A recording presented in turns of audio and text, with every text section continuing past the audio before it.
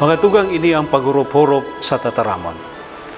Sa pangiturugan, sinabihan kan anghel na si Gabriel, si San Jose, na day matakot na akoon si Maria bilang agom.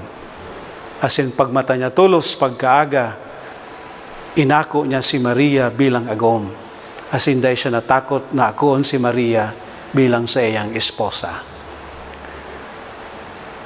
Igwaning tulong klasing pangiturugan. Igwang pangiturugan na kita turog. Asin kung kita nangingiturugan, naturog kita, day po kita conscious, day niya to aram ang sa tuyang pangiturugan. Igwang ang pangiturugan na kita mata.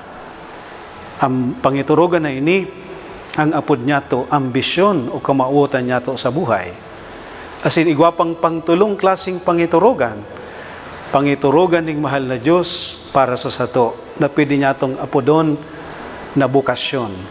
Siring sa kamauotan na pangiturugan nin mahal na Diyos ki San Jose. Ini ang pangiturugan na gusto o kamauotan ng Diyos sa lambang saro sa sato. Haputon ta ang satong sadiri, ano ang pangiturugan ko sa sadiri ko?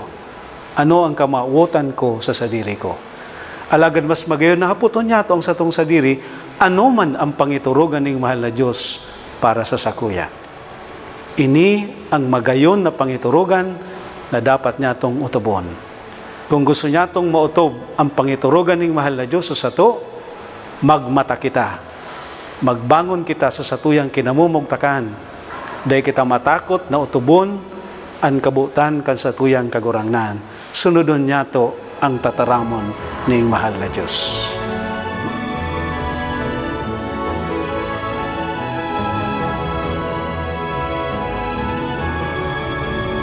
Mga tugang, na paghurup-hurupan na niya to ang tataramon padagos sinanyugunta, isabuhay ta, ipasa ta.